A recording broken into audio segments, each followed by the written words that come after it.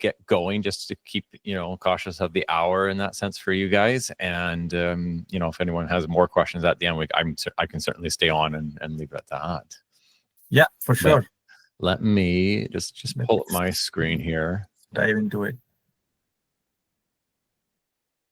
And please, let the questions come within the point, and I'll stop at certain segments as well. And 100%. We'll keep it, like I said, pretty relaxed.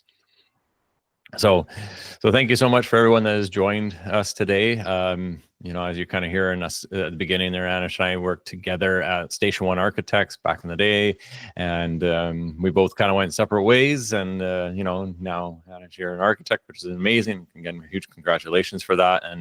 And I took a little bit of a different path.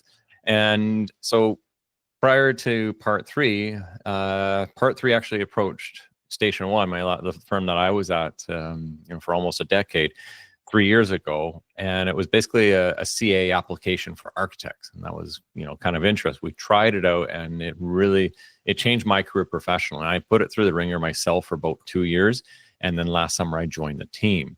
And as I kind of get into this quick little demo and showing you case studies, is we already, in our kind of prelim conversation, it was kind of like, what are you hoping to kind of achieve from kind of today's little topic? And it already sounds like you're in a transition point where you are having that challenge with day-to-day CA.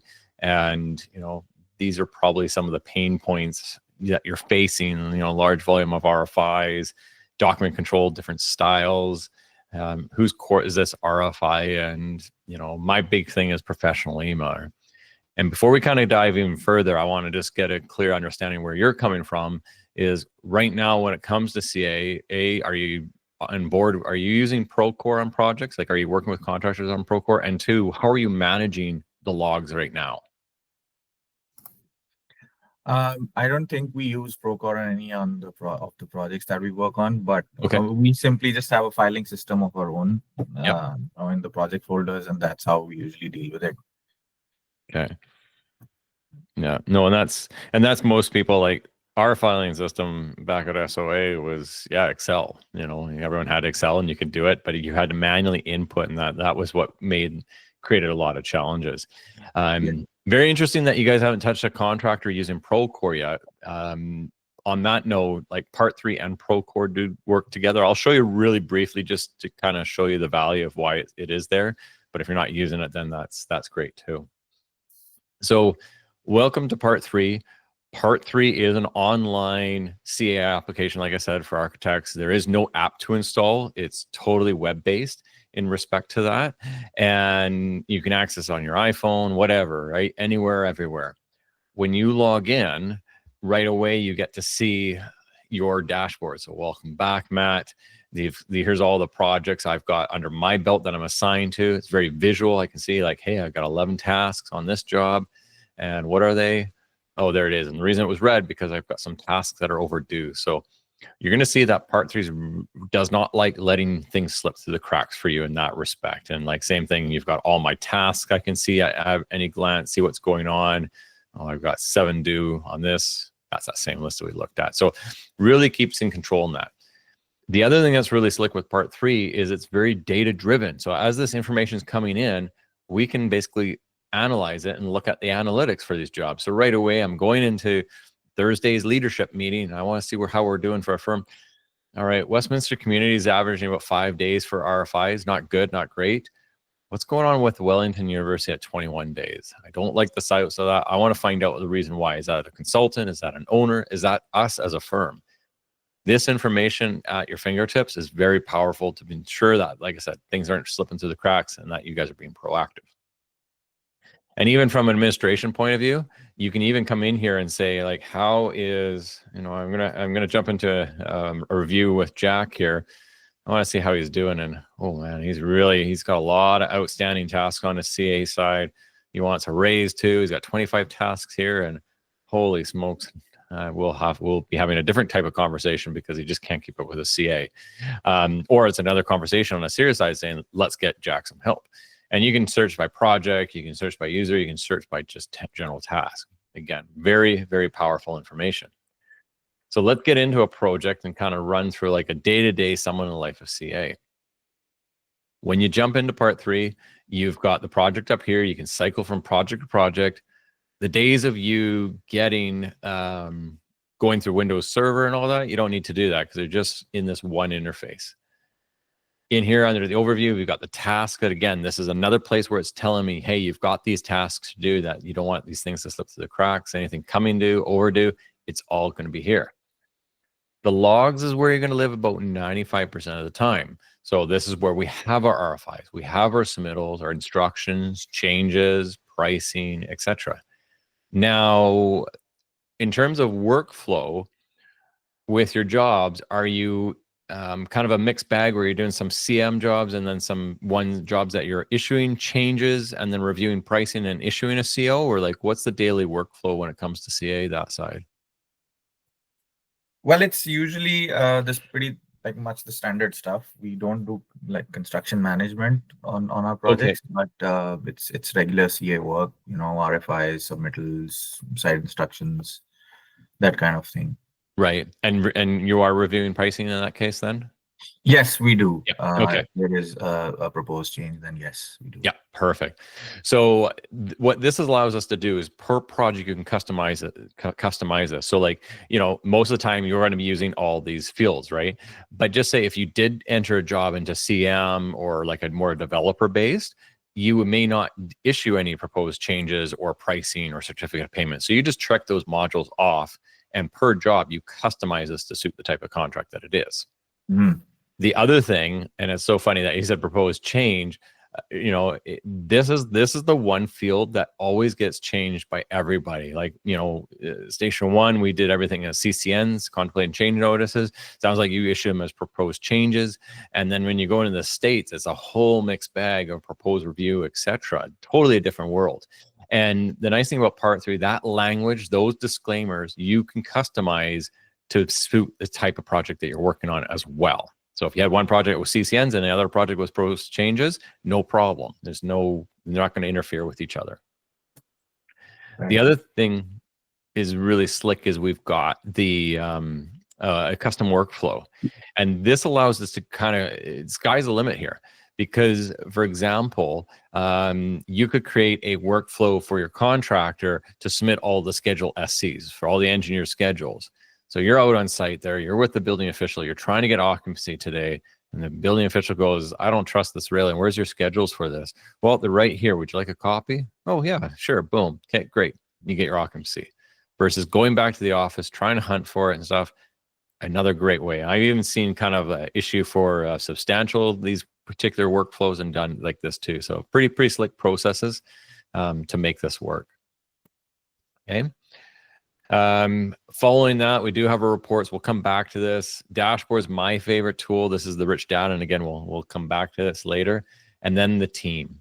So the way the team works is Apple and Martin, basically you as the prime own the seats, the licenses.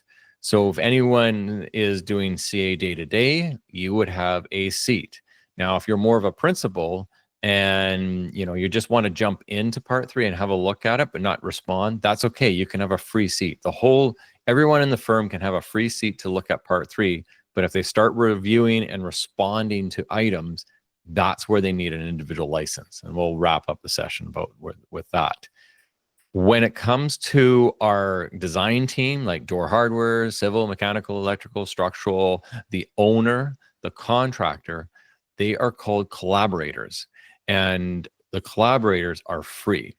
So when I was using this at Station 1, I always got the question asked from my consultants, what's the cost, Matt? Well, there is no cost. We're using this new Part 3 program. What's the cost? There is no cost. So they're a collaborative role, and you really do want them to be involved with it, and you're going to see that in a moment here. Any questions so far? Not from me. Okay. So before we get in, I'll just show you really quick. I know you guys aren't using stuff with Procore, but if you were doing a project with Procore, there's a lot of value. If anyone's dealt with a Procore project in a different firm, what a nightmare it is. You get inundated with emails every day. You're relying on your own data, and it's not a good system. This is a project that is Procore in Part 3, and why you would want part 3 in conjunction with Procore is because the contractor is using Procore to his advantage, right? It's his software. It's an amazing software. I totally support it. I would use it if I was a contractor. But when it comes to the architectural side, we don't have that data. We are still manually inputting it. Well, when you use part 3, basically, if I was the contractor and I issue a shop drawing, RFI, whatever, from Procore, automatically comes into part 3. So you're not logging this information. It's doing it for you. And it's tracking everything. It's bringing clarity. So for example, RFI 31 came in on February 6th. I haven't responded, so it's way overdue. It's my bad. But RFI 30, though, came in on February 6th and returned February 6th. It was returned 0 days. This is proof. We're at the site meeting. The contractor gets on the table and he's upset. Why haven't I got RFI 30? You would politely say that it was returned the same day. You haven't closed it. This shows that it's been closed in Procore. This shows it's been returned to Procore. And then this shows it's open. And then you can politely say to the contractor, when you're closing that one RFI, can you please close all the other ones as well? You've only closed 3 of these items. So again, you haven't dealt with a scenario with like that. Great. It's a real bit nightmare, but this really kind of takes the control back with it. Okay. So let's get out of Procore and let's just talk kind of how you guys would work on a day-to-day project. So I'm the contractor. You'd give me access to your part 3 for this project. I would be in the contract. I would log in. I would click on this plus sign, and I'd create a brand new submittal, right? And I'm going to do a rooftop unit here. Give it a name, RTA number 2, number 3, and at this point, electrical, mechanical, architectural as a prime are assigned to it. Create that, and then all I do, again, as the contractor, I come in here and I just upload my shop drawing and I am done. Okay? That's all I have to do. Go back to the site trailer, away I go. Immediately, architectural, electrical, and mechanical, everyone gets notified. And we get notified on that home screen, we get notified by email. I come in here, I take a look. Oh yeah, there's the shop drawing. Before I mark up the shop drawing, I'm going to use this little chat box. This is kind of like Teams and basically. So I can go at Amy, looks like an alternate. I'm going to send that to Amy. Now, one thing that we do offer in part 3 is email transparency. So right away, I know Amy got this message, and let's see, sometimes she opens this. No, maybe she's gone for lunch. The moment she opens up this email, I'll get a secondary symbol. It's going to tell me when she actually opens this.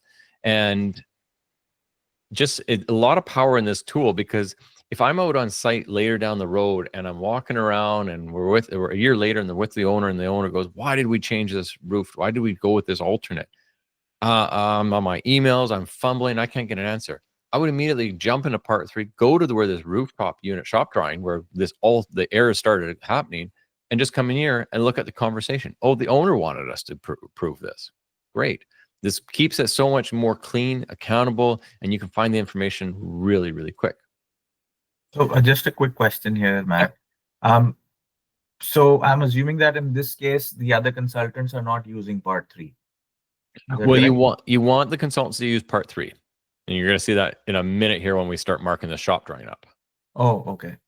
And they're, again, remember, they are free, and depending on your consultants, they might already be in part 3 with a different architect. Yeah. Right. All depends who you're working with. Like, yeah, a lot of big players in Vancouver, they're already using this. Like, there's over 10,000 consultants using part 3 throughout North America. Okay. So we approve this alternate, and again, this comment box is only for you and the consultants to have. Like, the contractor's not seeing this conversation. Okay. So we've been notified. We've had a conversation. We're going to approve this alternate. We're going to start marking up now. In part 3, I've got all my view tools. I've got my annotation tools. This is like Bluebeam, Adobe, right inside of part 3. Now, what is really cool as I'm marking up this shop drawing, not only that I, as the architect, are marking this up, but electrical and mechanical can be marking up at exactly the same time. So the days of you getting the shop drawing and sending it to everybody and getting those copies and trying to combine the documents, you're just saying, jump in here and start marking it up. We could all, if I gave you access to this account, everyone could have been marking the shop drawing up in real time. Okay. Add your stamp to it. And then once you've completed your review, you're going to move up to this little chat box up here. And then you're going to basically say, well, refer to mech and elect. Submit it. Electrical is going to come in here and they're going to do the same thing, you know, ECCN to follow. And mechanical is going to change this. Now, the reason I have functionality of changing these is because we're primed. We have that control. The mechanical by itself wouldn't get that option. Mm-hmm. So once everyone starts responding to this, it starts to date stamp it. So we reviewed it right away. Electrical reviewed it on, say, November 15th. And mechanical, well, they reviewed it on December 5th. That's going to penalize them in their response time. And like I said, we'll come back to that. Mm-hmm. Automatic cover pages. You never need to make another cover page again. I know it's simple, but it is a big win because, you know, going through the server, duplicating that document, duplicating the folder, transferring all the documents, combining all the documents. Part 3 is doing that for you in real time. Once this shop drawing is ready to go, hit return. And you can add other additional documents to this. If it was flooring shop drawings, add them as you please. We have automatic distribution lists. So again, it already knows who needs to go to this, especially based on the consultants that was selected. There's my comments. Put a note as an email if you want, and return. And that's how you return a shop drawing in real time. And the nice thing about this is when you return the shop drawing, you don't need to do anything at this point. In the old ways, you'd file it, make sure it's on your server. Now you don't need to do that, like, because I know at any given moment I can come here and download this attachment, or my consultants can download it. My owner can come in here and download it at any time. But better yet, I can just export the whole entire project as one zip file, and then it'll give me itemized RFI, shop drawings, everything that's been issued to date. It'll give it to me, and I can put that on my server, and you can do that every day. You can do that once a month, quarter, when the project's done. Okay. So with this shop drawing process, let me show you something really slick when it comes to AI. So with part 3, you upload your full specifications into part 3. Part 3 learns it. And then when a shop drawing comes through, it reviews the two together. So in this case, my specs called for Starline windows. This contractor gave me a shop drawing for Centra windows. Right away, it's not matching. At this point, I'm just going to go revise, resubmit, and send it back because it's an alternate. But let's say we approve this alternate. Does it meet testing? It does. What about colors? I want my black windows. It does. And warranty? There's no information. I'm going to go back to the contractor and make sure that this alternate matches my 25-year warranty. Because that's real critical in respect to that. Okay. So with another good scenario is, say, for example, you have a rooftop unit in that sense, right? And you've got basically a mechanical season, and right away it's an alternate. Well, immediately I'm going to see the information in hindsight right there, get on the phone with my mechanical engineer and say, hey, it's an alternate. Do you want it? No, we have to change the whole system. Great. I'm going to send it back. So this sort of putting time back into the project for the contractor, because you're returning stuff so much quicker because you're flagging some of these just notorious errors right away. And you're not going to, review and send back a wrong unit in that sense. And we take it one step further, and I'm really excited to see this play out for us as kind of the architectural side.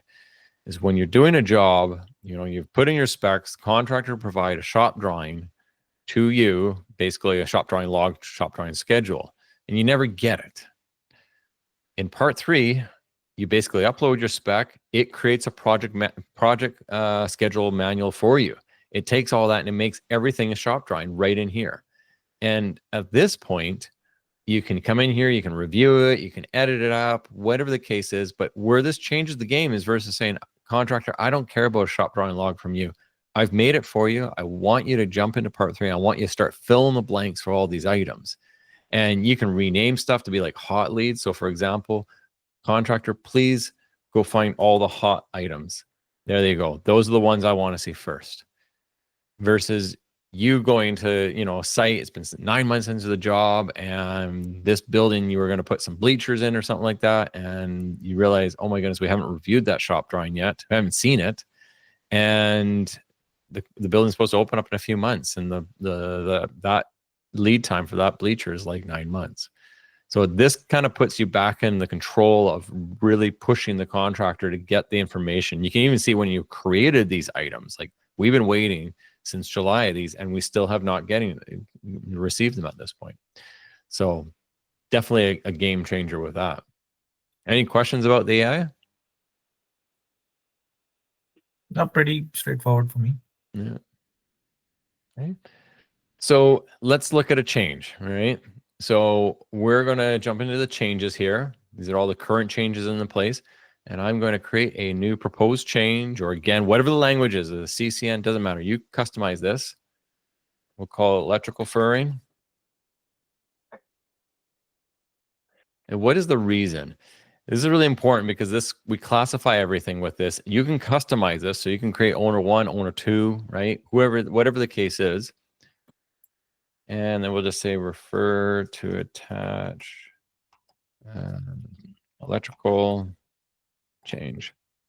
And then we just go, we want to add the electrical to it. We create it. Electrical will be notified saying, hey, there's been a proposed change. Your input's required. They could actually start at the process. And then they come in here and they add an attachment. You can do it as well on their behalf, but you get the idea. They come in here, they add their proposed change. There's their document all said and done. Great. They've got their own automatic cover page. And then we've got our own cover page. And at this point, like, you can stamp it, but don't do that per AIBC regulations. That's a whole conversation on its own. But you can certainly sign off on it. You can say, I review and approve this change issued by Matt. Looks good. But I have an owner that wants to see every change leave, whatever comes out of our office, they want to review, approve, sign off. You can add as many of these reviewers as you want to the document, and then you send it for review. They get a notification to sign off on it, and then both of these reviewers can literally review this in real time. This is like DocuSign for Part 3 for CA.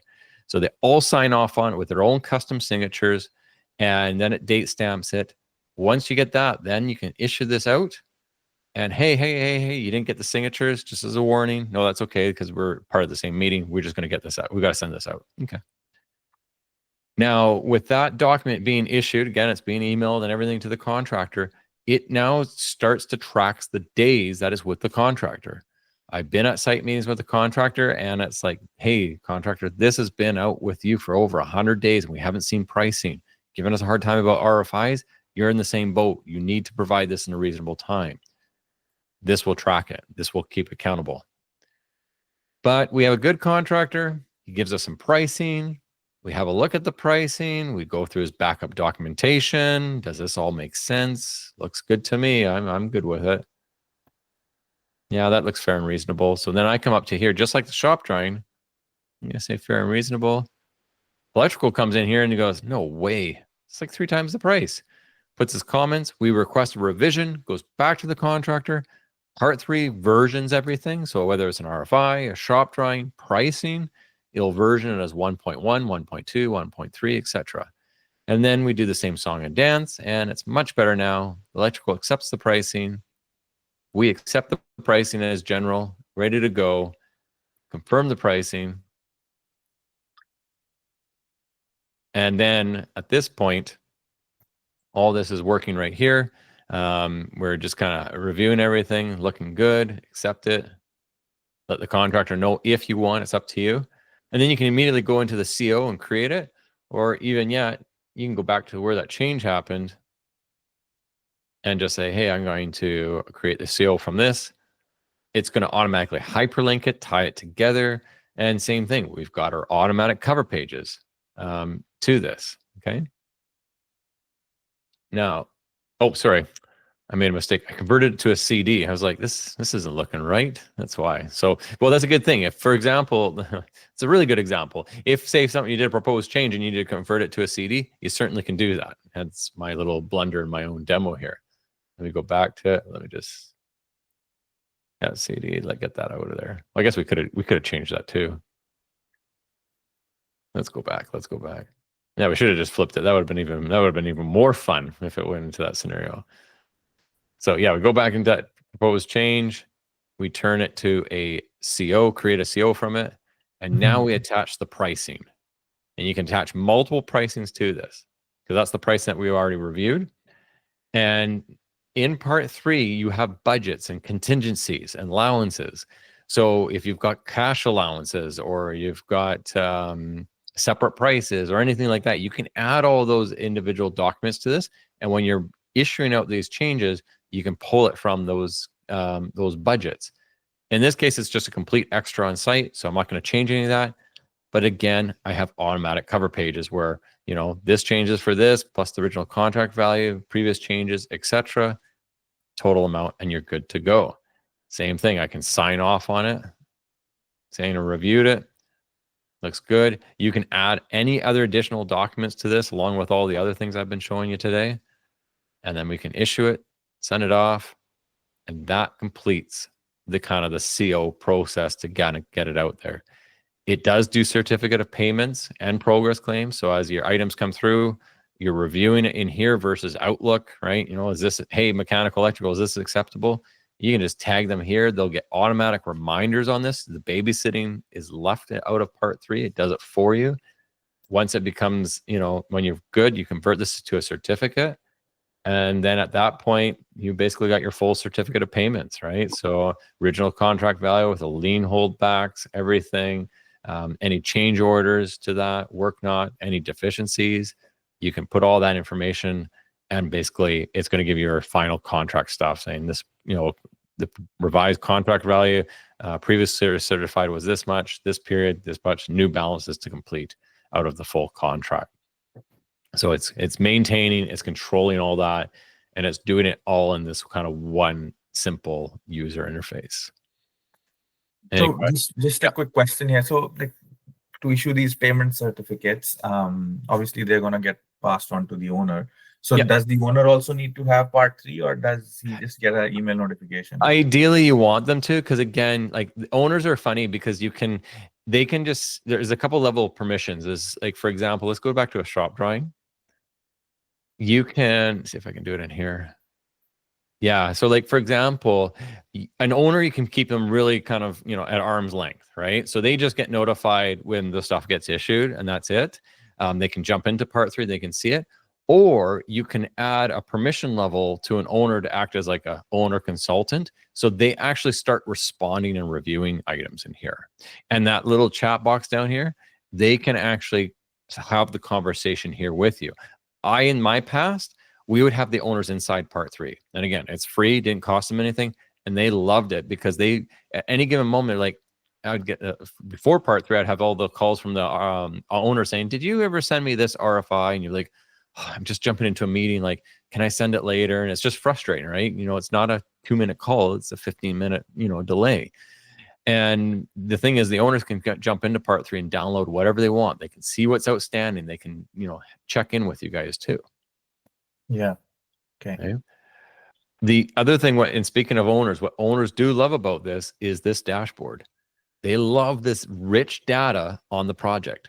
So they can see what changes have been issued, what changes, unapproved changes, how many days have been added to the project, like what happened here. Everything came at once. Well, that was probably because we had a flooded area and we couldn't get to site. That's why we got a bunch of delay claims. So, well, let's see what CO 38, what was that for 4 days? Oh, right. I remember that. That's right. That did add days to the project. So this is really keeping everything on track when it comes to the project. Same thing, RFIs. Oh, shoot. We're not doing so good at 6-7 days. Pretend we're better, right? We were really good, but mechanical was 15 days. Pick up the phone, mechanical. Things are not looking good. We don't want to see this on the next job. So, you know, we may not hire you. So smarten up. This tool becomes an arcade like leaderboard for consultants. And I've seen consultants go from really bad response times to amazing response times because of course, what's going on. So immediately it's pulling this information in real time, and that's really important. The other thing with this is I had an owner give me a call and he was livid. He's like, Matt, like, why is this job so over budget? Like, why is there so many changes? Well, remember when we issued that change, we selected the reason? That's exactly what we're doing right now. We're looking at we're going to basically say to the owner that you're making all the changes. No, well, did you do all these changes, new windows and more fans, more fans? Okay, you're right, Matt, my bad. But hey, I didn't do more fans to room 213. That was a drawing error. I said that back in our old meeting, and you guys made a mistake on that. You're going to own that. Let's just take a look. Well, who signed off on the change? And better yet, who had the conversation about the change down here? Oh, please add more fans and room 213, et cetera, et cetera. This keeps everyone accountable. And there is no finger pointing because you just pull it up and the data is the data. Like there's no line around it. And what we say to clients is don't just keep this to yourself, sell this, right? Bring forward this to your clients when, especially when you're doing interviews, and say, look, what makes us different, Apple and Martin, is that we're proactive, we're on time, we're on budget. We don't let things slip through cracks. We maintain these logs using a tool called Part 3, and it just tracks everything in real time. Puts us back in control versus the contractor. And like I said, very powerful metrics at that glance. Okay. The last thing I kind of want to show you in Part 3 is the field reviews. And I'm assuming, of course, all of you do field reviews as well. Yes, we do.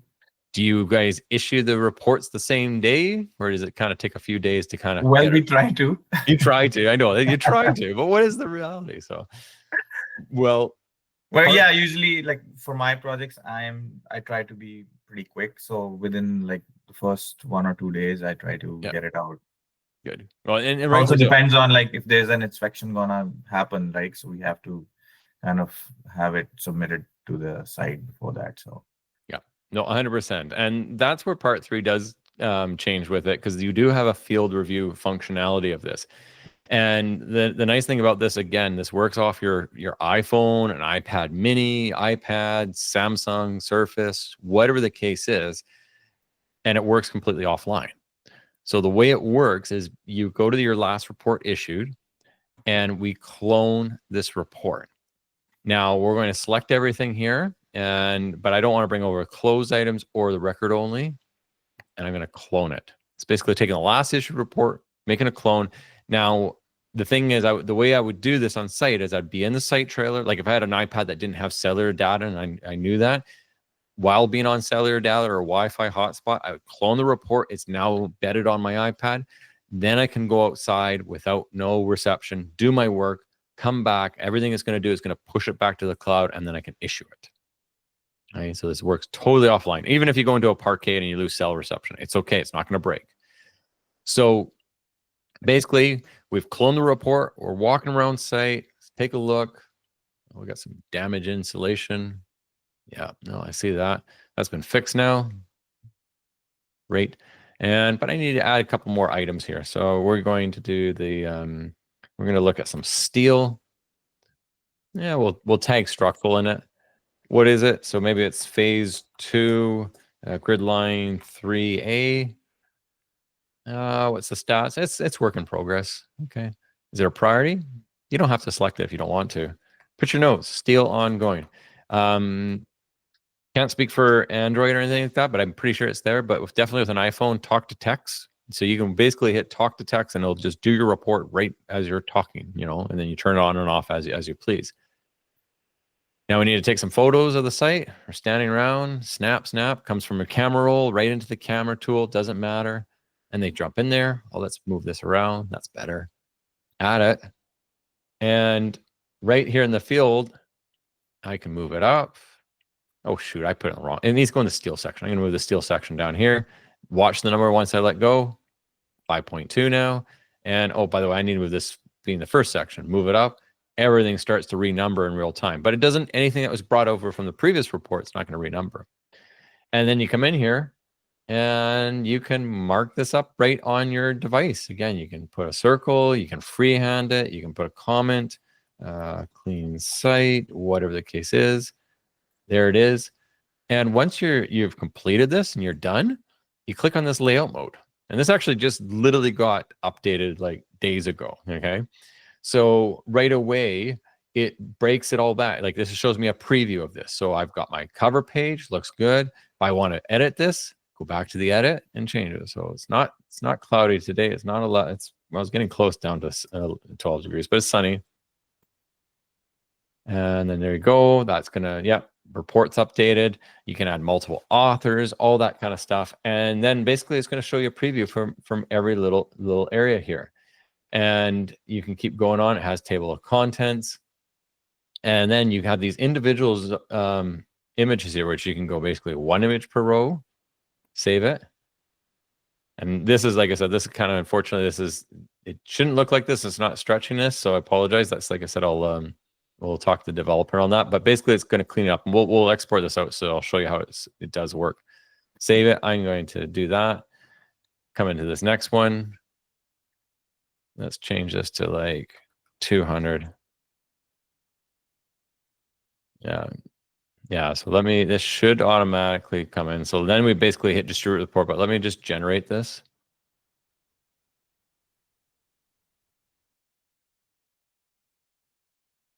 Download the PDF so you guys can see what it looks like. But yeah, like I said, I think I'll bring it to the dev team because it does look much better. Yeah, there's your table of contents, and then there you go. That's what it should be looking like. So you can do that. You can change it. There's even a button that you can say optimize, and like it'll fill in the blank space to it. But like I said, it takes Word into a different way to it. And the thing is, you can distribute this report, and then immediately it's issued to the contractor on site. In addition, there's meeting minutes. So you can add your meeting minutes, meeting notes. You can do all that right there in your meeting. But where this becomes really powerful is with the reports, is it's tracking every single item here. And saying that, like you get a call from the contractor saying, look, I'm going to come out and board the site today. Okay, I'll be there in 10 minutes. Let's go filter all the deficiencies. Here you go. This is basically the to-do list for the contractor. We'll walk around site and we go, all right, we're at the steel. You're not boarding. Why not? Well, you haven't fire sprayed it. It has a 1 hour rating. Please check out the plans. You need to do it. Well, I didn't know. And you're holding us up. No, I'm not, because I've issued this to you and I've noted this on 6 other reports. This was talked about back in July. And this is keeping, again, kind of putting you back in control, making sure the contractor's not falling, not missing anything, nothing slipping through the cracks on his side. It creates a to-do list for him. And like I said, it just kind of puts you back in that driver's seat when it comes to CA to ensure that you're spending so little time on CA because the systems are doing it for you in that respect. You're not losing money. You're being ahead of the game. You're not being issued delay claims because this is doing the job. And if a delay claim ever did come to the point and got issued, I would immediately just come here and look at my cycle of days and look at all my stuff. Hey, everything was returned within a couple of days. Yeah, we had some bad ones here. We'll talk about that and we'll accept that. But the reality is it's putting you back in that control. And that's what's really the game changer with part 3. And my kind of personal 3 takeaways is the reduction of daily emails. Everything that we did today, we didn't touch Outlook, right? We did it a new way. And I call part 3 the new Revit for CA because you're forced to do it in this way. You're forced to use the wall tool in Revit. You're forced to use the RFI tool in part 3. It just keeps it very clean. No one can break it. They have to follow the system. Take on more projects with the automatic filing and all that. That's where it really helped me out. And like I said, I went from 3 projects to 15 because of that. Your data being sent through your emails are dramatically reduced as well. And along with the size of the emails, because this is sending out kilobyte notifications versus 500 megabit shop drawings from you to the contractor, or from you to the consultant, to the consultant, to the consultant, then back to you, and then back to the contractor. Oh, by the way, I was CCing 2 other people on my staff. Like, we're just constantly eating up memory that we don't need to do. This keeps it very clean in that. And then the responsive accountability. The reality is, at any given moment, like I said, I can tell you how many outstanding RFIs there are and find out where we're slipping through the cracks. And no, don't take it from me. Our clients alone, there's over almost $15 billion of active projects in part 3. And with that, there's, I think, 1,000 documents being issued each day through the system itself. And so it's a very well-oiled machine. Those are just some of the clients in the firm, that are using it. but it's growing really fast. This was my slow day, and I was very thankful to actually have a slow day where I wasn't booked jam packed to 4 or 5 demos in a day. So it's been a wild ride, but I've talked enough. I want to get your honest feedback. What are your thoughts? Is this a fit? Is this, what worked out well? What didn't work out well?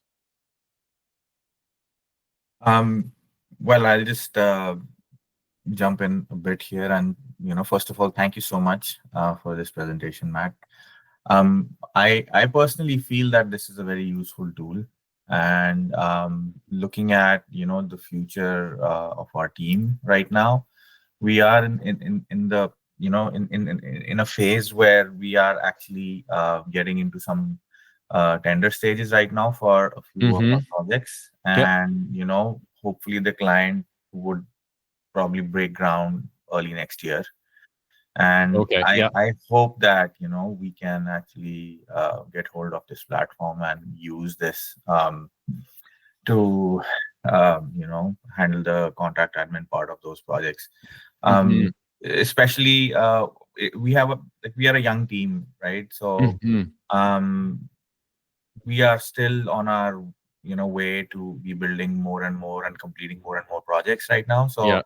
So at the same time, having a tool like this kind of empowers almost everyone on the team to Yeah. be able to have that kind of an exposure when it comes to construction, Right. and responding to different documentation all the time. How So how many in your team are doing CA right now, Manish? I think 3 out of the 4 people right now on this call are actually also doing CA. Mike, I think you also do CA on your projects. Is that correct? Mike works with us on the commercial projects that we Yeah. do. Mike, if you would like to add something here. Yeah, I do CA in some of my projects. Our client has a software that they use. It's Tririga, which Okay. is okay. I find it kind of clunky. This definitely seems a lot more streamlined. We only use it kind of for passing around documents. So when I have, when the millwork guy has their shop drawings and they upload it, but then I have to download it and then I have to send it to The the electrical consultants. Yeah. consultant, that kind of thing, and then send it back and then put our stamp on it and then put it back onto Tririga. This sounds like a much more efficient system for that. So No, 100%. No, and exactly. And like that was my big challenge. Like that, if you look at that time just being spent on moving those, like it's just ridiculous. Like if you're, this actually debate, like, do we need to hire another person just to help out with CA, right? Could you get into it? Like I went from 3 to 15 jobs in CA because of the efficiencies of this, right? I had a ton of school. I had like 3 major schools. I had daycares. I had TIs, little odd end projects, and it just it would just streamlined it. It was such a different way of doing it. Like I said, that's why I left, because I totally feel like we as architects been wanting something like this for years, and here it is. yeah, I agree. Absolutely.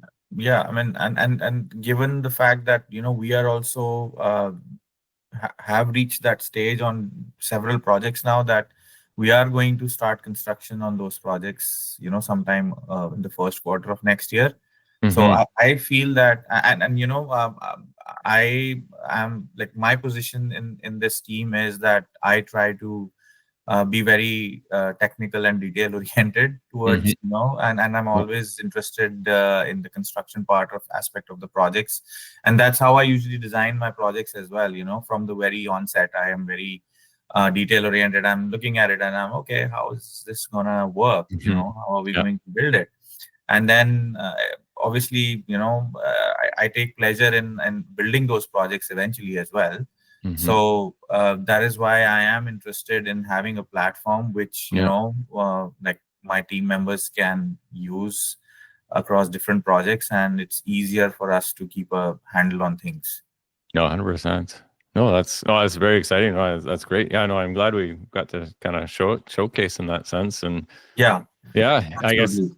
yeah. So it's really, yeah, it's kind of even hearing it, like, it sounds like, yeah, you guys have the need and everything in that sense, Anish. And, you know, if you want to take some time to think about it, but, you know, it's really how you want to approach it. We can connect again and kind of plan out an implementation plan. Like, one thing too is, like, we're not just going to say, here's the program, good luck. Like, we support you 100% of the way. We do onboard training. There's no extra cost. That's just part of it. There's support. You know, you can ask support, like right in part 3. There's a little this button here. So there's a ton of article here, but why don't you just talk to a real person if you really get stuck? This goes to our team, and then they're responding to you. They're typically responding within an hour, even quicker in that sense. Just all depends. And sometimes we'll jump on a Zoom call or something like that. And, you know, but we're always doing our ongoing training. You know, each week we've got our basics. Today we did our finance training, because this is just ongoing weekly. So as you're bringing new people into the staff, you just say, hey, register for the events, and then you're good to go. And like, these training sessions are only 45 minutes. Like, it's so quick to learn part 3 in respect to that. Absolutely. So I just want to ask you this question. Do we need to subscribe to this software? Like, if we subscribe to the platform, can we work on multiple projects, or do we 100%. have to take different subscriptions for different projects? No, this is kind of the way that the pricing works. So you guys, if you're running around, like you said, kind of probably about maybe 5 people, so you'd be kind of looking around 1,800 per user annually. So it works out to be 150, you know, per month when it's broken down by that. But here's the question, Anis: can you save 1 hour a month with using the program? Because you get unlimited projects, you get unlimited collaborators, you get unlimited storage, and then of course unlimited support with it too. Yeah, absolutely. Well, I mean, you know, the thing is that I have to look at what's my bill out rate, right? For the person who's working on it. That's how I look at it. I look at it. So, I mean, if my person, you know, who's working on the project, he's spending, let's say, 15 hours a month. Yeah, exactly. You know, and his bill out rate is like $150 or $140 per hour. So, yeah, you know, that comes to somewhere around $2,000 a month. But then if he's able to take care of the job, you know, within like half the time, let's say, you know, so automatically there's a saving of $1,000. And then if I have to just pay $150 a month, that's still a saving of $850 to me. Exactly. That you just described my little ROI calculator. Like, so this is like, hey, how many RFIs you got? 400, 200 shop drawings. You're always at least coordinating with one consultant, right? There's always at least one. And then how many projects you go? I got 4. Your bill out. So if you're spending 15 minutes alone based on those numbers, and I'll give you the calculator, you can play with it later. You know, like, you could be spending around $33,000 just moving emails. But even if you're like, I'm really quick, 5 minutes, it's still close to $11,000. And that would, you know, license the part 3 would have been 1,800 for that, right? Yeah. And as you grow, the licenses get cheaper and cheaper and cheaper. Okay, awesome. Because you guys are a big firm, like, too, like, as a civil prime, this is an amazing tool, right? It tracks it. So that's where you become an enterprise scenario, where, like, once you kind of break the 20 licenses, prices just keep falling and falling and falling in that sense.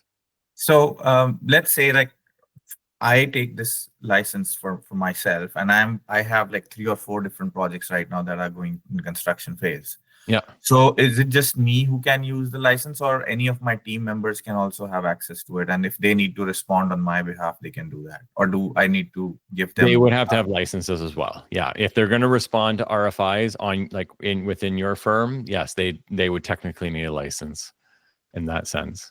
But again, they'll have their own projects as well. Like, you know, so, you know, you and I might be working on a couple projects, but I got 2, 3 on the other side. You've got a couple on there, and then Mike's got his couple projects, but then the 3 of us are doing a project. You can even do multi-assignees. So like as an RFI comes in, the 3 of us get notified.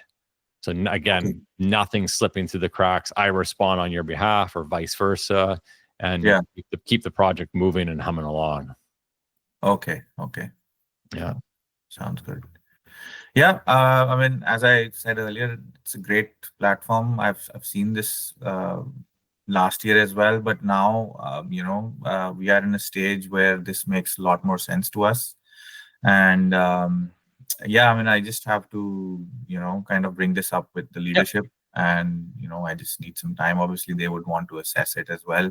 Yep. And it is ultimately them who has to make the decision, but I will definitely Yep. try to put up the case. Yeah, no, And, absolutely. because at the end of the day, it's like me or the people working under me, who are going to be building these projects. And again, like Mike is working on his own with the Ontario team, and Yeah. it just is. I think you've been probably been in touch with Scott McDonald from our Ontario office. Maybe bring the presentation to him as well. So it might be useful for you to get in touch with the Ontario team.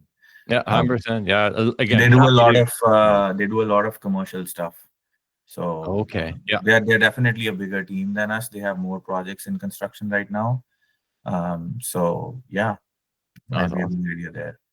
No, sounds great. Yeah, I know. We'll leave it at that. I'll send you this because we recorded it. I'll give you the video here. I'll give you kind of a 3-minute intro video, so you got something that people don't have to spend the whole hour watching and kind of seeing, but just a high level. And like I said, if anyone's using Procore, then it really makes a lot of sense too, right? Just puts you in that control. But either way, I'm very excited for you guys to see it. It sounds like it's a great time of growth, and what a better pivot point. One thing too, I forgot to say, roadmap. We're always improving. And the big thing that's coming out, maybe not quite by Christmas, but definitely in Q1, is drawings. So we didn't talk about drawings, but now you can go to site with your latest drawings. So we're a very progressive company, and you're going to see that over and over as you kind of work with us and see the features just constantly being issued out every month. Oh, that's great. So just keep adding, just making it better and better for you. Yeah, definitely. Yeah, well, I'm very, very excited, and I hope that we can collaborate and take it from there. And exciting times ahead. That sounds good. Well, I'll leave that with you to kind of digest it, Anish, and then let's connect kind of next week and everything. And when you're thinking of a follow-up day or something like that, and then we can talk about implementation plans and how to kind of bring it to the team, and like I said, another demo or whatever is needed to kind of get it through the ladder there. Sure. Awesome. Thank you so much, Matt, for your time. Pleasure. Absolutely. And we'll go from there. And thank you for everyone else for joining. And we'll see you. I'll make it out to Vancouver soon, and we'll grab lunch and connect and catch up. For sure. Okay. Awesome. Have a good rest of your day. Yes. Thank you, everyone. Thank you. Bye. Bye now.